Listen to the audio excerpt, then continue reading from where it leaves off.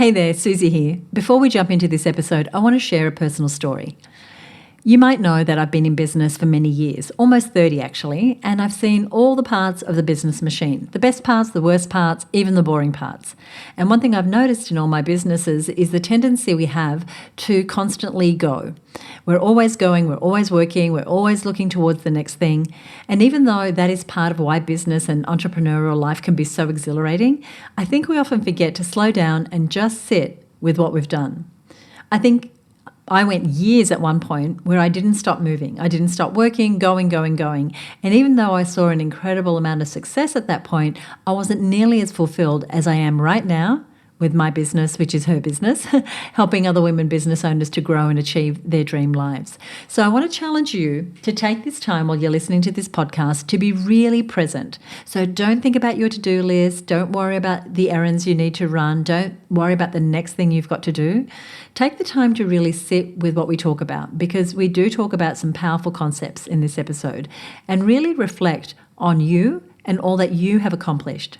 Because we should all be doing that a whole lot more. I know I certainly should be, rather than immediately jumping to the next project. So, without further ado, as they say, let's get into this episode.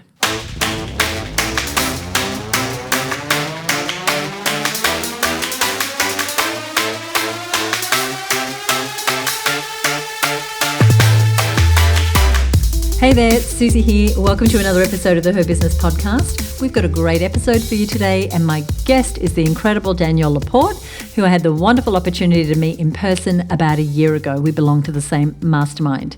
Now, this episode is all about aligning your business with your heart's desire.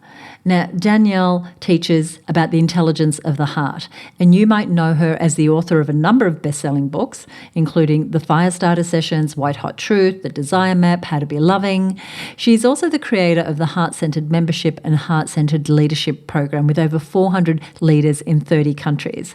She's also designed the very beautiful 2025 Heart-Centered Planner, and I'm going to tell you more about that and how you can pick up a copy.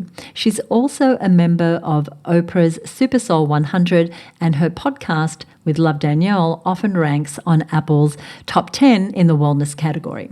So I invited Danielle onto the show because right now we are planning our 2025, right? We've got our big picture plans. We've got our big kahuna, as we call it, inside of her business. We're looking at what dragons we want to slay and what money goals we want to reach, etc.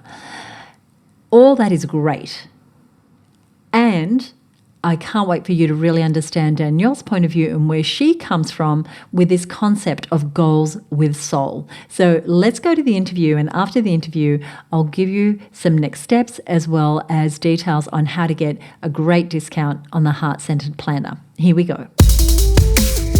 Hey Danielle, welcome to the show. Hello. I'm excited. We know each other, but I really want to get into business with you and life, and yeah. I love it. Yeah, I think we met about a year ago through a mastermind that we're both a part of, and we've spent some time together. I visited with you when I was in Vancouver last year. But yeah, let's talk business. We haven't done this, and let's talk goals. And this is a perfect time of year to be having this conversation, as so many of us consider, well, that was this year. Mm-hmm. What's going to happen next year? You've developed this different way of thinking about goals, which is about what you've termed goals with soul.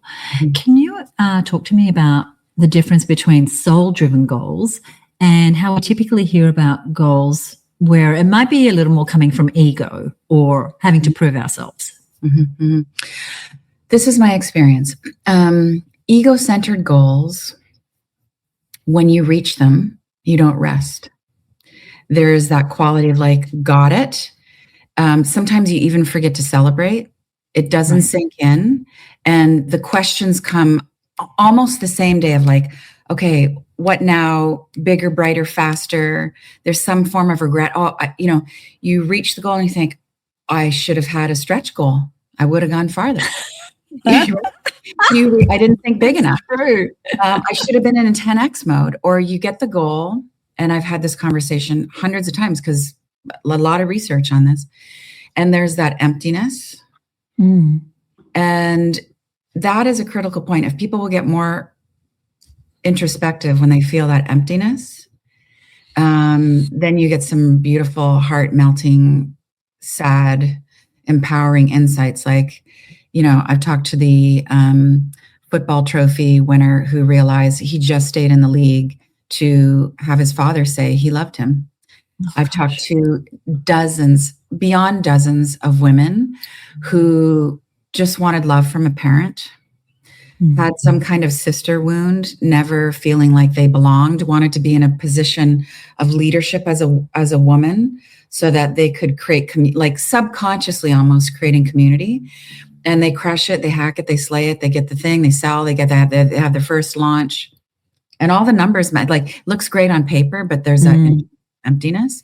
And that is such a massive recipe for burnout. I know you've had these conversations, like, the imposter complex, and I did it, but I was sad and lonely and burned out and not really sleeping through the night. So I'm not interested. I get it. I love that you're saying that. And I laugh in recognition. And I've been in business next year for 30 years. And I've done the slaying and the goal getting and the higher goals and the bigger goals and faster, better, faster, stronger. And this year's been a little bit like, well, what else? If none of that is juicing me up, what else is there? And I'm on this personal path to go, what does my heart truly desire? How do I bring that into my everyday? Because I've read somewhere where you said that often our goals are about proving, like you said, like the football player, that we're worthy of being here. And for me and for many of the women listening, we want to approach it a different way. And there is that emptiness, there is that burnout. And so how do we do it differently? How do we lead with what you describe as the soul qualities that we want or what we want to feel? Well, let me tell you about the evolution, because I think I have a new question. The old question I used to ask, which is super useful, is how do I want to feel? And then you would come up with what you want to do and have and be to feel that way. And for a lot of us, that was super empowering. Like, I remember getting off stage once and this beautiful redheaded female lawyer coming up to me and said, I'd never considered that my feelings mattered at the table, in court, any of it. And this is life-changing. So for a lot of us, it's just like, my feelings count. Yes. Okay. They count. But that's not where we stop. Like, I realized that's not the final question. So I went through a really dark period in my life, like a bona fide dark night of the soul, suicidal ideation in the morning, had no idea it was actually connected to hormonal imbalance, cortisol levels, everything was out of whack. I'm standing on the corner on my cell phone, leaving a voice memo for my team and saying, you're going to have to take the wheel. I don't know when I'm coming back. You got enough blog posts and enough podcasts that you can repurpose and make it look like I'm there. And then just one day, and I'd actually been crying on my living room floor, and I was lucky to have the business structures in place that I was going to be taken care of. And a friend called, and she was in crisis. And I just did what friends do, and I listened, got off the call with her, and we didn't have time for her to say, how are you doing? So I would have told her, like, my life is falling apart. And I got off that call and I thought, I feel great. I mean, my life is still falling apart, but I feel on purpose. I felt like I was loving and I felt like I was loved. And the light bulb for me that went off was that me feeling meaningful and fulfilled is not predicated on me being in a good mood. Me feeling like substance and on purpose has nothing to do with my hormones, my mood, or what anybody thinks or says or how work is going. I want to live a heart-centered life where I'm not pulled out. Nothing pulls me out. I want to be loving no matter what. I want to be joyful no matter what. And so the question then went from how do I want to feel, and using that, designing my life and business, to what do I want to embody? And that's the question I would offer to everybody. So do you want to be radiant and resilient no matter what? Do you want to be abundant and compassionate? Do you want to be kind? Do you want to be joyful no matter what? Okay, great. Then your life has to work around that. So it's how I want to show up, who I want to be in the world. Am I getting that right? Yes. And in integrity. So it's, you have to think that way, you have to talk that way, and you have to be that way. So are your thoughts matching your speech? Is the tone of your speech, how you talk to yourself and your team, etc.? Is that what you want to embody? Is that joy? Is that loving kindness? And then how does it show up in your business plan? Because when you set out for your business plan, yes, crush it, slay it, make your 6, make your 7 figures, serve the world, get the awards, get on the covers. Those are all great things. Those are fun, awesome things. How can you do that in a way that is actually, just like to use a word that I'm trying to really take ownership of, or like make sexy again, is like, how do you do that in a virtuous, or what I would call heart-centered way? Like, what does compassion look like in your HR policies? You come up with a very different team when you ask yourself those things. Certainly within our community, we've been working on what do I want my marketing to look like? What do I want my money to look like? We've done some work on mindset. How do you map this way of being, the way we show up, to some of the more practical things in your business, like how you market, or how you, what is it, team you've just talked to us about, but how does it relate to your metrics and the numbers and some of those more sort of practical things? Well, my soul qualities that I want to embody have a lot to do with. So instead of having, we definitely have vision and we have goals, but instead of having like a mission statement, that's the word. Instead of a mission statement, we have more of a soul quality statement. So we want our universe, our ecosystem, and our customer service experience to feel nourishing, nurturing, and generous. So for that, in light of that, that means our membership is central to everything. If I'm not taking care of my members, I have no business going to market a new thing to people who haven't heard of me. So I don't go and put money into Facebook ads until I know that I've got a really solid retention strategy with the people who have showed up in my space. So members first. Family first. We refer to the business as a farm. So there's that. As a firm or a farm? Farm. A farm. We showed up on the farm. Yeah.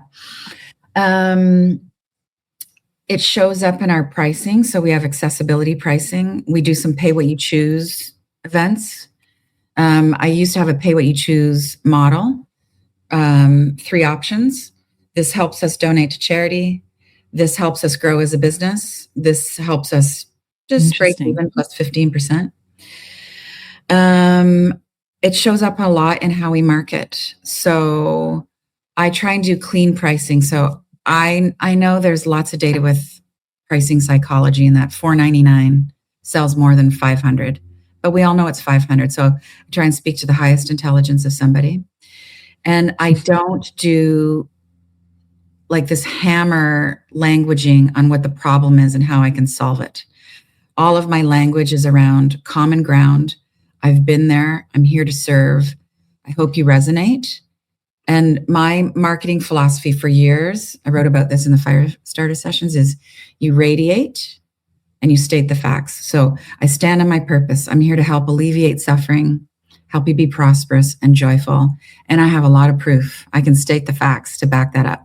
Books sold and happy mastermind people and all of that. But no hammering. There's not 3 emails before, 5 minutes before cart closes. We're just like, we consider the nervous system of the person that we're serving. And that also helps us be innovative. Like one of the reasons I'm putting a lot of time and energy into developing an app is because that's actually the most nervous system balancing way to serve my membership. They just need it on their phone. They just need to tap a thing and hear an audio or get a screensaver that's about a meditation. And there's so much in what you're saying there that is, you really understand your ideal client.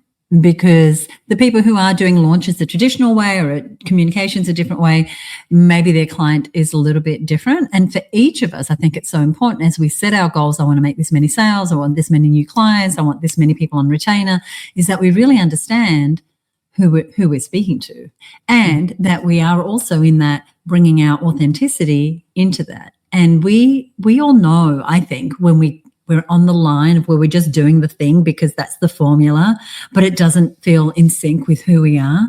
And I think at that point we need permission to do it our way. How do you, this is totally off track, but how do we know when that resistance to doing the thing is our own internal resistance versus like, I'm scared, I don't know how to do that, therefore I won't do it and I'll back off, versus I'll just do it as it's been prescribed because I know that works. How is that our soul speaking to us or not, do you think? At a team meeting this morning, we're just taking stock of 2024, building into the next year.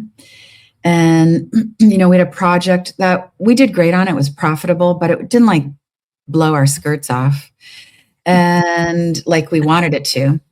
And I could see in the team, there was this kind of lull in the energy. Like we wanted to be excited about this big launch with this offering next year. And like, we're just not there.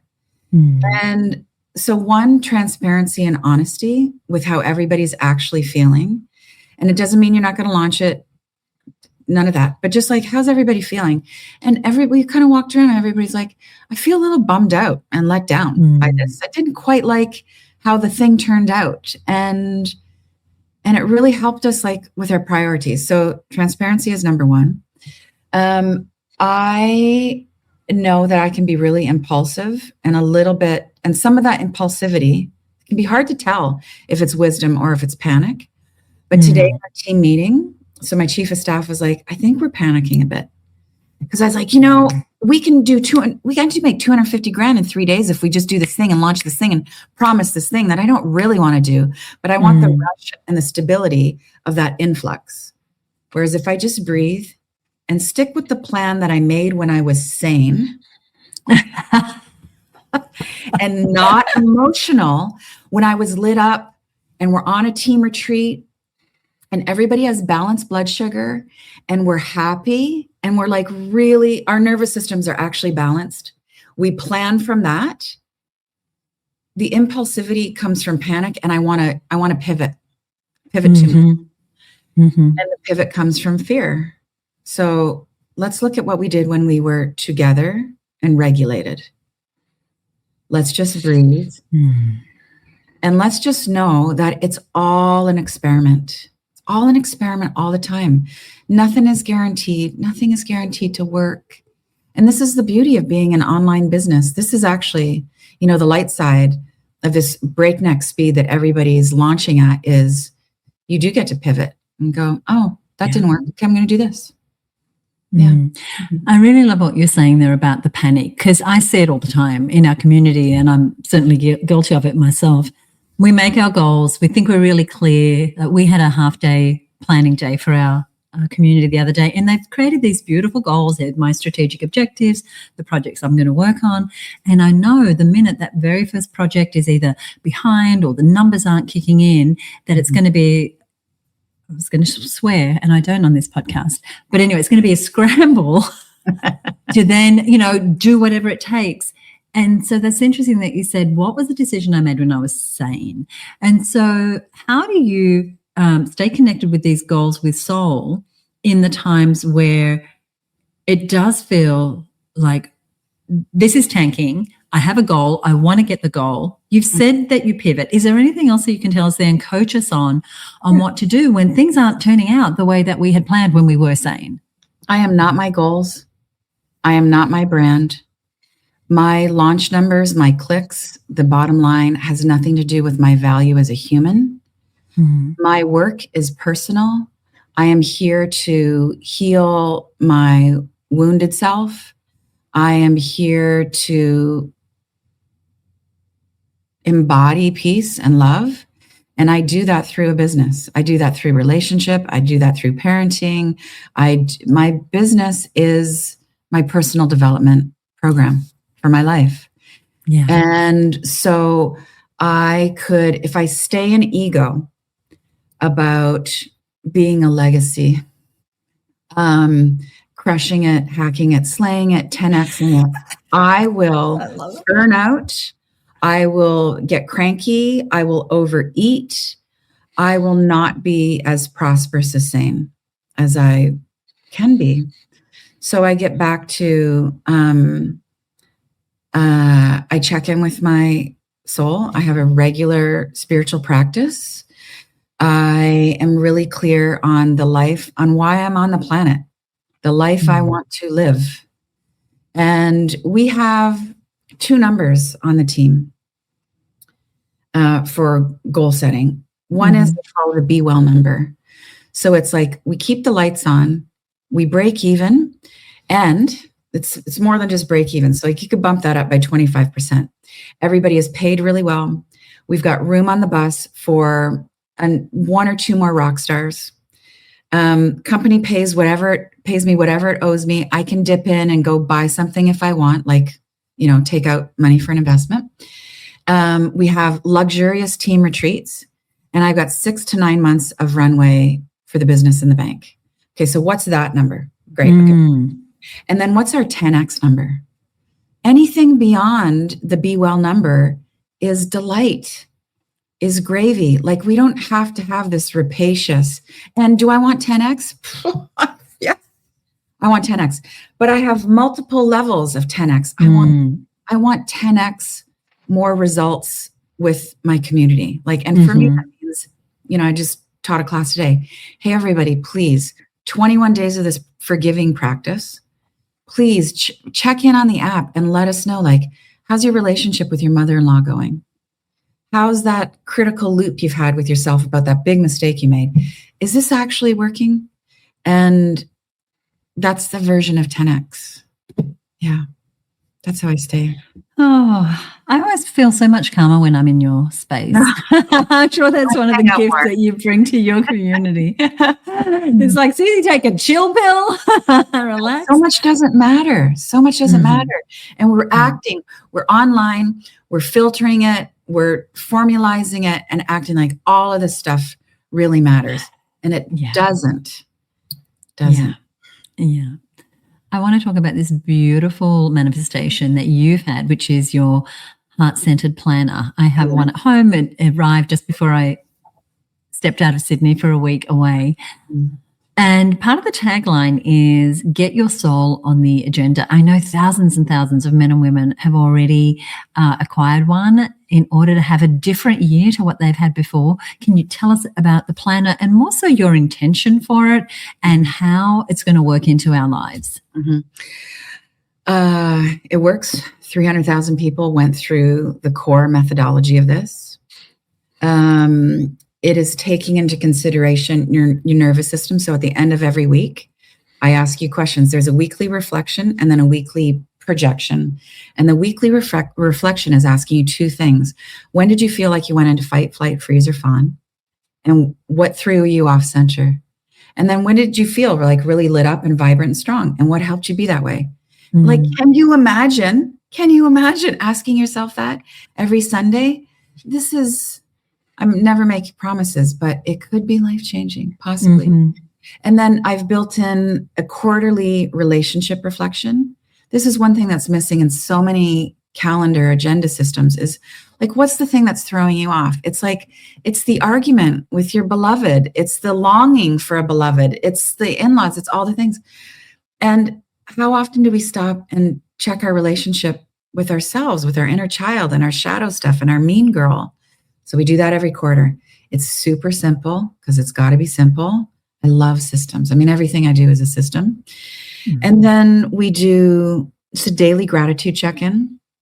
And this is all, there's a lot of science around gratitude and neural pathways. And I have an extra heart-centered twist with gratitude, which is I ask people to check in with what they're grateful for and say why. So gratitude, because why?